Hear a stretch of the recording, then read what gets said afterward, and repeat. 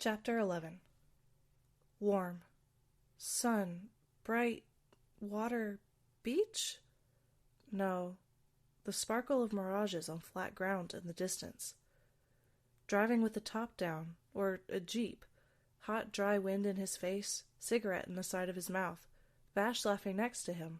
No road, no destination. The horizon looked infinite. The images of the dream were muddled, but Nick knew he was happy. He felt sure he was where he was meant to be, even if he didn't know where he was going. Destination didn't matter. The sky was so blue. He looked over, saw a flash of red. Unease slid into the dream like a knife out of nowhere. He thought it was the red coat, but Vash was bleeding, red all down the side of his face. He thought Vash was laughing, but was that a smile, or was it the gritted teeth of pain? His arm. Nick was startled loose from the grip of the dream by a sudden jostle against his back. He blinked, eyes gritty, and squinted against more sunlight than he'd expected. Behind him, Vash was mumbling. Groggy and stiff, Nick turned over. Vash thrashed again and landed a glancing kick to his shin. Nick grunted and put a hand on Vash's upper arm. "Hey," he rasped, squeezing. Vash huffed in his sleep, brow drawn down tight. He mumbled. "You're gonna... Nick levered up onto his elbow and yawned. "Vash," he said, shaking gently. "No!" Vash shouted, and Nick blinked, startled. Vash's eyes shot open. He bolted halfway to sitting before he stopped, dazed, and slowly slumped back. His gaze finally landed on Nick next to him. "Huh?" "Dream," Nick said. Vash looked at him for a long, confused moment, then deflated as the world righted itself in his brain. "Oh," he said, still a little raspy with sleep. "Ugh, damn it, sorry. Did I wake you up?" Nick collapsed and hauled the straying blanket back up to his shoulder. "No," he groaned. "Sun." Vash squinted past him to the window. "Ugh, time's it?" "Dunno." Vash reached out and swept his hand blindly around on the bedside table. "Phone," he said to no one, as if by saying it he might summon it. He went still for a moment, then groaned again, and said, "Coat." "Blanket," said Nick, since they were apparently just stating nouns. "Bed. Sleep." He reached around Vash's waist and tried to pull him closer. Vash hummed, apparently content with that answer, but he didn't stay settled for long. After a couple of minutes, he croaked, "No, I think it's late. Remember jobs? Those exist." "Fuck 'em," Nick muttered into a muffling wad of blanket. "We didn't set any alarms, huh?" Vash scrubbed his hand over his face and sat up with a grumpy sigh. After a moment of sitting there in bleary distaste for the morning, he swung his legs out of the bed, got up, stretched, scratched his truly explosive bedhead. Nick pulled the blanket down enough to peer out at his bare ass, appreciating the view. Vash shuffled out of the room. Grudgingly, Nick rolled out of bed and went blearily hunting for clean underwear. He almost put them on, but the concept of showering filtered through his brain, and he rubbed the corner of his eye, wondering if Vash felt like wasting some hot water this morning, since they were probably already so late. He meandered down the hall, yawning, to lean in the living room doorway. His shower sex pitch died in his throat, though, when he saw the way Vash was looking at his phone. "What?" Nick asked. Vash tore his eyes away from his own phone and handed Nick his. His face was humorless, distracted. "I don't know," he said slowly. "It's Kite. Hang on." He swiped and tapped and held the phone to his ear. Nick could hear the faint ringing. Nick took the moment to check the time. Approaching 10. Damn. He had a missed call from the funeral home's landline and a text from Jessica asking if he was all right. He hurriedly tapped out that he was fine, sorry, he'd be in soon. She sent back that it was all fine, she was just worried he might be sick. He couldn't help smirking a little, imagining so innocent a reason to be late. Oops. He tuned back in to Vash's voice rising. "By yourself?" Nick could hear the faint echo of Kite's snarky attitude. "Have you called him?" Pause. "No, I don't think you're stupid, Kite. No, he's not here. He was supposed to be at Elendira's. Yeah, he's been coming to work from her place. Call her, maybe." A beat. "Damn it, okay. I'll see if I can find it. Hey, I don't want you running the place alone." Vash waited, looking increasingly irritable. No, I'm serious. Lock the doors for now. We're closing next week anyway. It doesn't matter. Yeah, this counts as on the clock. Don't worry. Can you just sit tight for a minute and let me... Okay, yeah. See you soon. Vash hung up and immediately started scrolling through his contacts. Nick got the gist of it from context, but he still asked. Knives late too? Late? I guess, Vash said, distracted. He's not there, anyway. Hey, Nick said, touching Vash's arm comfortingly. There's no sign that it's anything bad. He's been at Elendira's. Have you considered, He jerked his head suggestively back towards the bedroom. Similar reasons for oversleeping? Vash blinked and stared at him, focused suddenly all on Nick. Momentary childish horror flashed over his face. What? Oh, hell no. He wrinkled his nose. Why would you make me think about that? Nick raised his hands. Just saying. Vash whined at him, but it successfully did the trick of breaking Vash's internal panic spiral. Nick gave up on the idea of morning shenanigans and went away to take a quick shower while Vash tried to find Elendira's phone number. He wasn't gone more than 6 minutes, but when he went back into the bedroom for clothes, Vash was sitting in his desk chair, already wearing his arm in yesterday's jeans. Nick dressed quickly, listening to him. He repeated a string of numbers and said, Thanks, Meryl. Yeah, everything's... Listen, I've got other stuff happening right this second, but even if I didn't, I wouldn't tell you. He was going slightly pink in the face. Fine. Yes, I am. We are good. We're very good. I truly cannot believe you're asking me freaking Cosmo questions at this hour. I haven't had any coffee yet. Yes, okay, yeah, I love you too. Bye. He was a shade of dusty red by the time he hung up, muttering a mortified-sounding, Jesus Christ. Nick pulled on his suit jacket and innocently asked, Feelin' sore? Vash glared at him. Nick laughed, unrepentant. Called Knives, no answer. Vash grumbled, typing numbers. Gonna try Elendira. He put the phone to his face. Nick listened, leaning over to tug on his boots. After a long silence, Vash said, Hi, this is Vash Sav... Oh, okay. Yeah, good morning. Listen, I was just wondering if Knives is around. Could you... Vash stopped. Nick finished with his shoes and leaned back on his hands on the bed, half turned towards Vash at the desk. Vash said another few uh-huhs and reallys, getting terser each time. Nick's brows drew down. At last, with that glass wall of airy cheerfulness that put Nick's hackles up, Vash said, No, everything's fine. Yeah, it's nothing. I'll have him call you later. He waited. Okay. Goodbye. He hung up and sat there, staring blankly into the middle distance. Vash, Nick said, stomach twisting with real worry now. Almost robotically, Vash said, Elendira's out of town, staying with her cousin for a while. Nick's back straightened, alarm bubbling in his gut. Since when? She's been gone, Vash said. Since the day before yesterday. When did you last see Knives? Yesterday morning, Vash said. He left work around noon, said he had errands to run. Nick took a deep breath, let it out slow.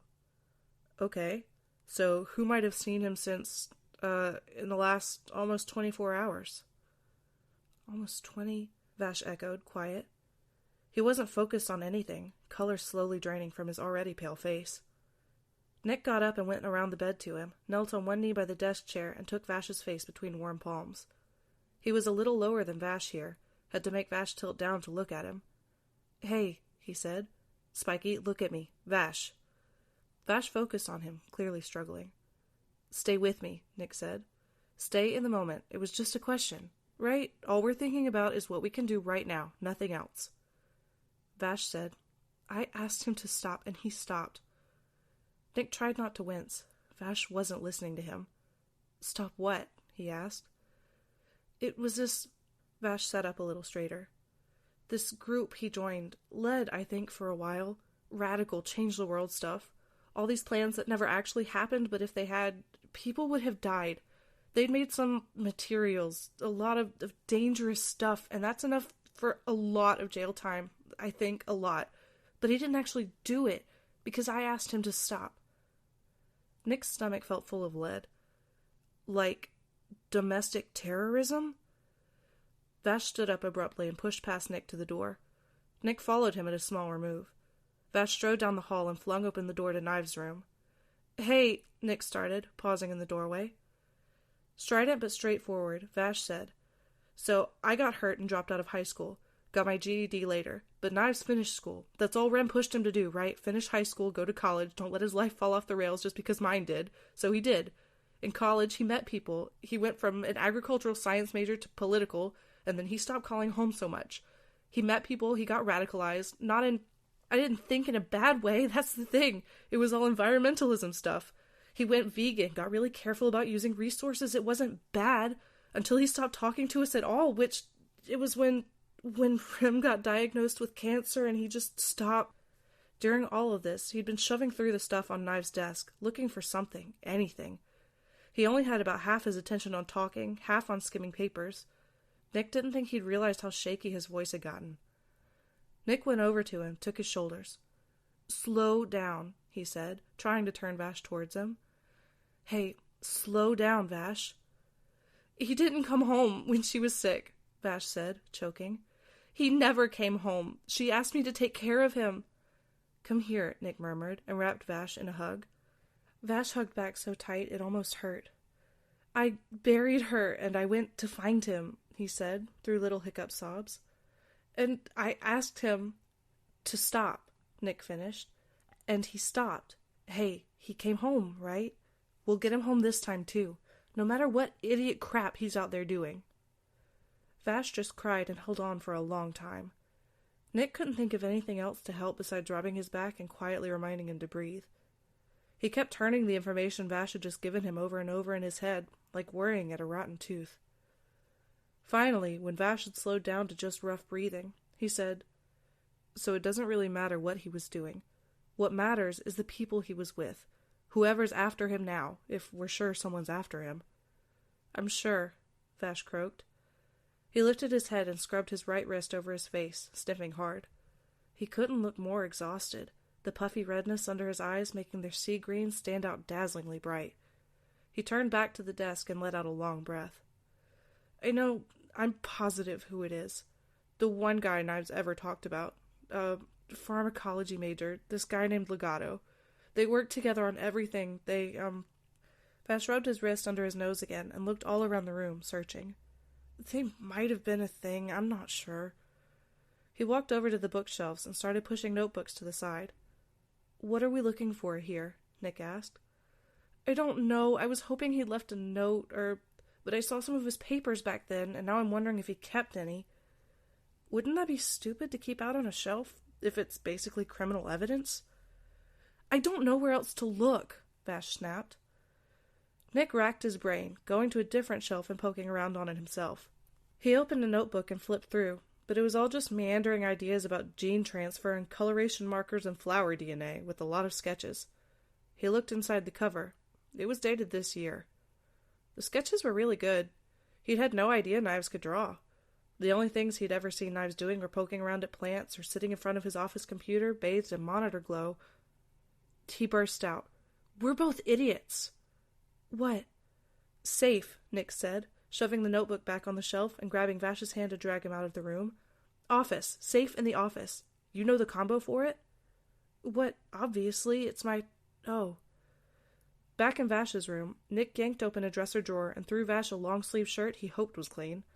Get your stuff. We're out of here. Vash started wrangling the shirt over his head and said, Could you put out some cat food for me? Nick grabbed his coat on the way through the living room, made sure his pockets were full of the usual suspects of wallet, phone, lighter. No lighter. Fuck. He'd put a book of matches in his breast pocket instead, right, and there were 3 cigarettes left in the pack when he checked. He thought, fuck Knives' rules, stuck one in his mouth and lit it. Then he went and scooped up a cup of dry cat food from a bag under the counter and stepped outside. Standing smack in the middle of the yard was a disconcertingly tiny, solid black cat with almost neon green eyes, staring at him with her hackles up and her ears back. He raised the cup of food at her in an awkward salute, then dumped it in the empty bowl. Meow, she said. He dragged on his cigarette, blew the smoke off to the side. Nice to meet you, too. The cat's tail slowly relaxed into less of an exclamation point and more of a question mark. Eyes fixed on him, she walked to the bowl, went down into a loaf next to it, and finally looked away from him to start eating. Took his finger clean off, huh? Nick said around the stick in his mouth. Yeah, you look like a real demon cat. Hesitantly, he bent down and put his hand in Kuroneko's eyeline. She'd noted it, twitching her tail once, and went back to munching. He touched the top of her head, and she gave no indication that she wanted him to stop, so he scritched her behind one ear. She purred and butted his hand a bit before continuing to ignore him in favor of breakfast. Nick stood up, sucked in smoke, and couldn't help but laugh a little, even with everything that was hanging over the morning. It made sense to him, really. Vash was about as close as a human could get to being a big, friendly dog. As caring as he was, something about his golden retriever soul probably made a lot of cats feel the need to put him in his place. On any other morning, Nick might have flaunted his success. Today, he just finished his smoke as fast as possible and went back in. Nick parked by the garden center and followed Vash to the door, digging his phone out of his pocket as he went. He forwent texting and just called Jessica.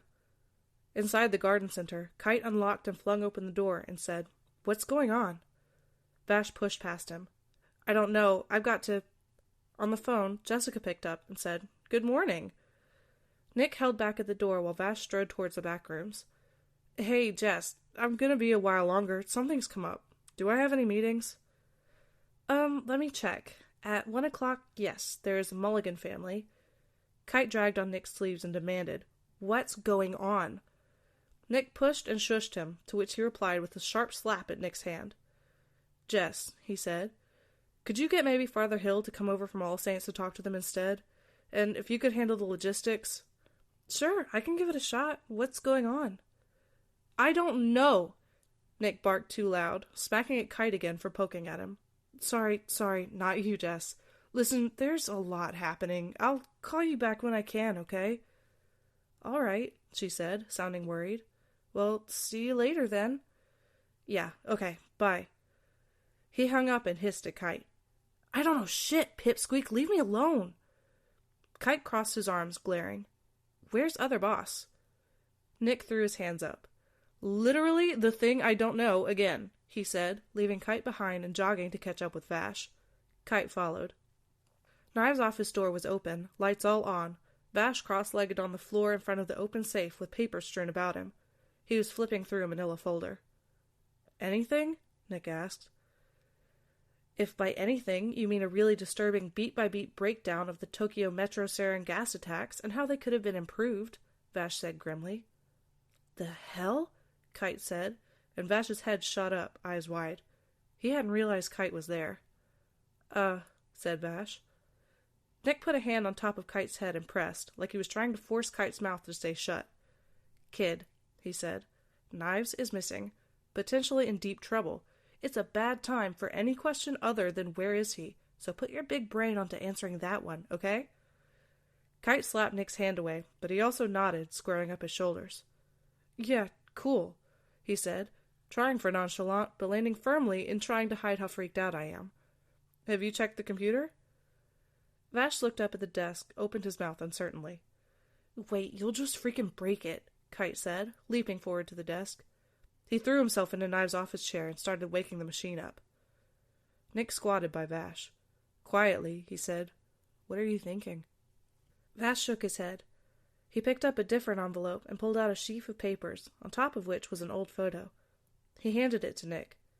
It was of about a dozen people, mostly white men, mostly wearing suits or blazers or at least a button-down, a sort of uniform of privilege. At the far left end of the front row was Knives, in a white shirt with a mandarin collar, giving the camera his usual murderous, deadpan stare. Next to him was a man of the same height, the only style standout among the group with dusty blue-dyed hair, charcoal turtleneck, and white blazer.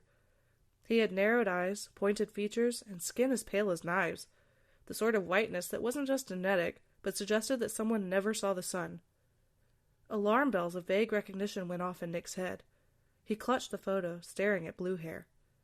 "I know this guy," he said. Vash looked at him sharply. Nick put his finger on Blue Hair, and Vash gritted his teeth. "That's Legato," he said. "I've seen him."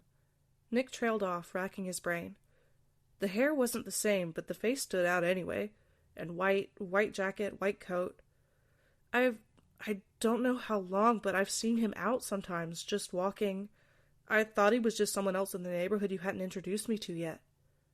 "Here? At the store?" Vash asked, worried. "Yeah," Nick said, stomach twisting. I think I never said, but I lost my lighter. The night before Elendira's burned down. I can't remember. There were a lot of people at the service that night. I bumped into someone. Nick, Vash said, looking pained. From the desk, Kite interrupted any chance of an argument by saying, "Hey, boss, you need to read this." Vash scrambled up from the floor and grabbed the back of the chair, leaning over the top of Kite's head. There was a single text document open on the screen. Vash leaned closer and scanned it rapidly. "God damn it!" he exploded the moment he'd finished. "Fucking can't believe you!" He turned and threw the folder he was still holding at the back wall, bursting papers all over the safe. Nick leaned down to Kite so he could see the screen. "The time it takes you to find this should give me enough time to resolve things with the legato. I know you would never accept me speaking to him again, but I can't let him keep behaving this way. I have kept the worst of his threats from you. He sees you, and recently Elendira, as the people who stole me away from him, and he has sought to cut me off from you both in his own ways, some less subtle than others. I am sorry, Vash.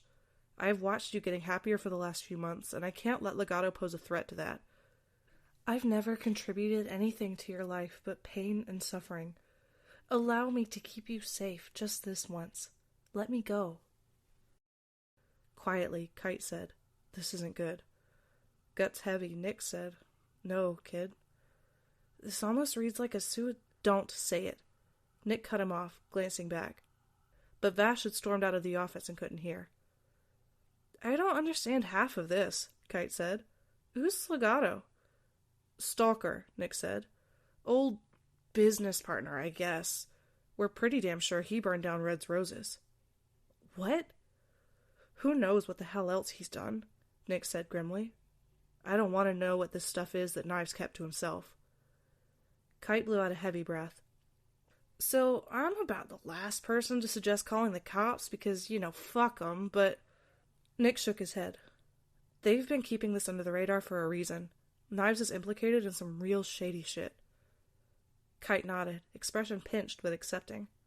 "Okay, I get it. We don't want Boss Man going to jail." From the door, Vash said, "Maybe he should." Nick straightened, looking sharply at him.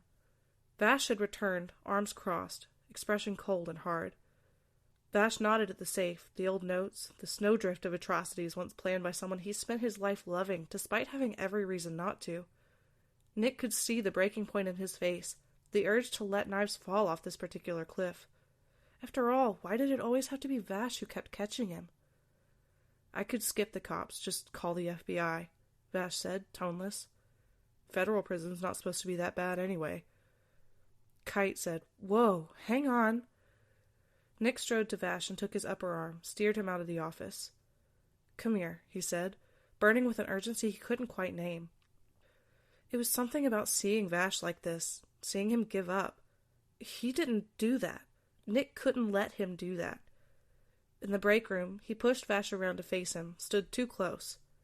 "Listen to me," he said. "It's been a long fucking time since seminary, but my moral compass still works fine. I've got some fucking opinions about sin and punishment, Vash." "Yeah, ex-Catholic, I bet you do," Vash said acidly. Nick poked him in the chest. "Yes, as a recovering Catholic, I know about guilt. Your brother basically runs on pure, unleaded, high-octane guilt, so yeah, I do think I understand him." "I forgave him," Vash hissed. "I don't know how much more I can forgive him. It's been 4 years of handing out absolution like I'm the freaking Pope, and you don't know how much it hurts that he rejects every bit of it." "Vash," Nick said, getting desperate. "Stop thinking like he's rejecting you. He isn't rejecting you. He doesn't deserve you. That's all he can see, okay? Rejecting you would be him saying he doesn't need you because he's better than you. But what he's saying is that you don't need him. Because why would anyone need him? He's just a blight. He's got so little sense of self-worth." "Why?" Vash said hopelessly. "What else could I have possibly done? I tell him he's a good person till I'm blue in the face, but Listen, it's because you spent all this time and effort trying to help him," Nick said, realizing he was right, even as he shaped the thought into words. "Look at his note. He never brought you anything but pain, and you never tried to give back anything but joy. Vash, you're so good, you don't understand. He can rip half your body off, completely break your heart, and daydream about nihilism, but you still can't be convinced he's a monster no matter how much he feels like one. He probably felt like he was going insane. There's no way he could ever have felt like he deserved you. Vash stared at him, eyes bright again with unshed tears. He needs, I don't know, Nick struggled. Someone else to talk to, probably, right? Someone who'll acknowledge his monstrousness and not just try to convince him to ignore it. Guilt doesn't just go away like that by pushing it aside and pretending everything's fine now. Vash said weakly, trailing off. Nick pulled him closer and leaned his forehead to Vash's. You can do everything right and still not be enough, he said, begging for Vash to hear the lack of condemnation in his voice. You're just one person. It's completely unreasonable to think you can be everything he needs. But he definitely always needed you to love him, Vash. I swear you were never wrong to care about him. Vash took a shaky breath. He said, I'm just so tired of being scared. I know. Nick pulled him into a hug. It felt like he ended up here an awful lot these days, hugging Vash through one crisis or another. He didn't hate it. Over Vash's shoulder, he said, If you want my opinion about the jail stuff, I don't think it'd do any good. I think prisons don't fucking work, period. I think atonement takes many forms. I think atonement can look like taking years of evil mad science and using it to grow flowers for your girlfriend. He's already where he needs to be to get better, Vash. We just need to get him back here. Vash squeezed him hard. Behind them, Kite cleared his throat. Hey, not to interrupt, but can I have your phone, boss? Vash pulled back and looked at Kite, bright-eyed and wild-looking. Nick finally realized that he'd never combed his crazy bedhead. What? Vash asked. Kite held out his hand and made a grabby motion. I'm not even going to try to explain, Gramps. Just let me see if I can find his phone with yours. Vash handed him the phone and he disappeared back to the office. Nick thumped his back. And remember, you're not doing this alone this time, Spiky, he said. Vash sort of grimaced and pinched the bridge of his nose. Don't make me cry again, he muttered. I'm already getting a headache. He hauled in a heavy sniff. That's probably just adrenaline on an empty stomach, Nick said. Stay with the kiddo. I'll go get some food. Before he could leave, Vash stopped him, kissed him, mumbled, I love you, and fled into the office. The moment passed too quickly for Nick to figure out what to do with it. He felt a dozen iterations of a response bubble up in his chest and get caught on each other in his throat, so he just had to let it go and watch Vash start picking up all the papers he'd thrown. After a moment, he left, head spinning. Through his many levels of distraction, Nick managed to get to the diner and order some sandwiches to go. He had the presence of mind to ask for one to be fish, but otherwise he just hedged his bets on the club. He didn't know what Kite liked, but a standard club was pretty inoffensive to everyone. Monica was working and asked him if everything was okay, so he rearranged his poker face into a mild smile and assured her everything was fine. He texted Livio, Can you come in early? I can't work today. He got back, Yeah, bro, what up? Rolling his eyes at Livio's texting, he said, Vash's brother is AWOL. I'm in the search party. Before he could even pay for the food, Livio called him and said, Gonna need more explanation than that. So Nick heaved a sigh and had to juggle the phone on his shoulder while he paid and picked up the carryout. He gave the short-form explanation, careful not to say anything too incriminating, but Livio picked up on the stress in his voice and figured out the gravity of the situation pretty quickly. I'm helping, Livio said, finally. Yeah, by going to work and keeping the funeral home functional, Nick told him. No, said Livio. Or, well, sure, but hang on, I gotta make some calls. Can you text me a picture of the guy? Legsy? Legato, Nick said, grouchy. With a dramatic flourish, Livio said, The cat. Goodbye, Nick told him, and hung up. He unloaded food in the garden center's break room, took a box sandwich to Kite at the computer. Vash gave the box a worried look and said, I don't think Knives would want anyone eating in here. Kite deliberately opened the box, pinched off a little bread, rubbed it into crumbs between his fingers, and sprinkled them on the keyboard. Kite! Tell him maybe he shouldn't get kidnapped like a little bitch then, Kite said, and took a big bite of sandwich. He waggled his eyebrows over the food. Nick dragged Vash out of the office before he could noogie Kate into the floor. He appreciated Kite's attempts to get Vash's mind off his anxiety, but he wasn't sure he approved of the kid's methods. Come on, you can't do anything but wait, he said, pushing Vash to sit down at the break room table. Eat. Vash sat heavily in the nearest chair, obviously trying to sulk, but he immediately flinched and shifted to a different angle. Nick sat down across from him and raised an eyebrow. Vash snapped, "Don't even start," and Nick stifled a laugh, pulling his food over. Nick had experienced objectively worse stretches of time, but the next 3 hours were the most cruelly tedious of his life. He spent most of it trying to convince Vash to stop pacing, to sit down, to eat another few bites. He struggled to finish anything, too sick with worry. Kite waved them off every time they asked for an update, only growling and saying, "Hacking ain't like movies," while he kept fighting with accounts that didn't want to let him in and something arcane to do with GPS masking that Nick didn't even want to try to understand. Apparently the fact that Knives was also a technology savant both helped and hindered. It meant there weren't any knots of incompetence to untangle, but also that all the personal security had been put there deliberately and, well, securely.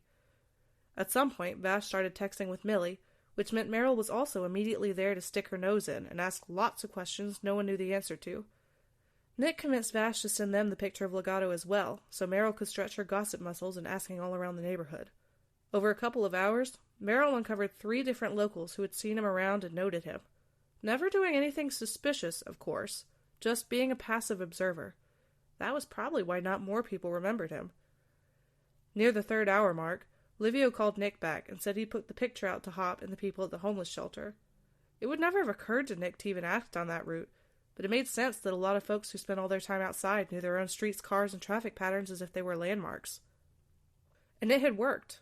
One older woman had immediately tried to snatch the photo away from Hop and set fire to it with a lighter, saying she'd seen the devil in the blue car twice now, that he was a servant of Satan sent to kill her.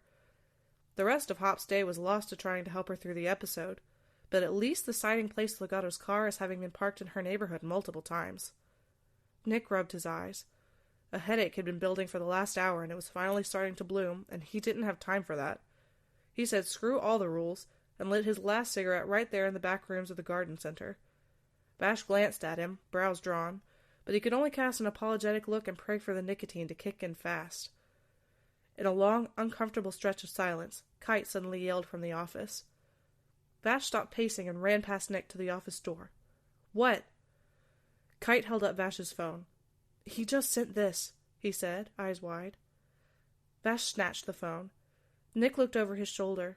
It was a text of a blurry photo and some gibberish. "The hell is this?" Vash asked, immediately going to type something back. "Wait, don't," Kite said, trying to grab the phone back. "Hey, why?" "No, kid's right," Nick said, realizing. "He might be trying to text in his pocket or something. Don't make his phone buzz." Vash swallowed hard and deleted the couple words he'd gotten in. He stared at the picture. "Where is this?" he asked, pained. It wasn't quite a pure smear of color, but it was hard to tell if he was looking at a table or a doorway or what. Most of the color was dark blue-purple, some smears of white. One near the top looked like maybe a fluorescent light. Give it," Kite said, grabbing. "Let me see what I can do with location info now." Reluctantly, Vash handed it back. Vash looked into the middle distance and said, "If he ever had a plan, it isn't going right," he said, low. "He wouldn't be trying to get my attention if he wasn't—" Nick pulled Vash closer. "Listen, you know he's got his phone. He's alive and awake and trying to contact you, and all of those are good things, so give the kid a minute." "Vash?" asked Kite. The bottom dropped out of Nick's stomach. He'd never heard the kid use Vash's name, or sound so small. Kite handed Vash's phone back wordlessly. There was another text from Knives. This one said, "Come see me. I'd like to talk." Vash's hand tightened dangerously around the phone. "That's not Knives," he said. Miserably, Kite said, whoever it is, they pinged their location, too. I never could crack it on my own. I'm so sorry." Vash blinked and looked up from his phone, really took in the distress on Kite's face. He pulled Kite up from the desk chair and enveloped him in a huge hug. Kite stiffened at first, but then he hugged back hard, hands clinging to Vash's coat. "No, Kite, you've been amazing," Vash said. "Just taking all this in stride is way more than you should have ever had to do." "Are you going? Let me go with you," Kite said, pulling back from the hug. Vash and Nick both said no at the same moment, and Kite scowled. "You stay here, kid," Nick said, putting a hand on his shoulder. "And if shit goes really sideways, you're our information relay, okay? If we don't check in or sound off enough, you assume we fucked up big time and you call the cops. Vash glanced at Nick, but after a moment he nodded in agreement. Kite took his cues from Vash, and he finally muttered assent. He took Vash's phone back and entered a location on the GPS. "This is where he said to go," said Kite, passing the phone over one last time. He sat back down at the desk and said, "I can keep up with you here." "Okay, kid," said Nick. "See you later, whatever happens." "You better not get killed," Kite said, looking legitimately worried. "I don't plan on it," said Nick. "Hand to God. Vash?" Vash nodded again. Words seemed beyond him. He turned and headed for the door, blank-faced, shoulders squared. Nick rubbed Kite's head, puffing up some of his hair, and followed Vash. With a couple of long strides, he caught up. "Spiky," he said. "You okay?" Vash shook his head. "Don't ask that." At the door, Nick took his arm and pulled him into a stop. "Vash." Vash looked at him, a thin veil of serious purpose layered over a miasma of fear and impatience. "You're going to bring him home," Nick told him. He put a hand to Vash's cheek, stroked a thumb under his eye. "I love you," he added, because it had sat there unsaid for too damn long already. Vash's face didn't change much, but Nick could see it in his eyes, the moment the fear flicked over into determination. He looked like something out of a story, not quite real. He took Nick's hand and pressed lips to his knuckles, gave a small smile, and pushed open the door to head out into the cold. He'd left behind his parka and hat, and the gusting wind whipped at his wild hair and red coat. Nick followed him. He was pretty sure he'd never be able to do anything else but follow Vash. Not in this life.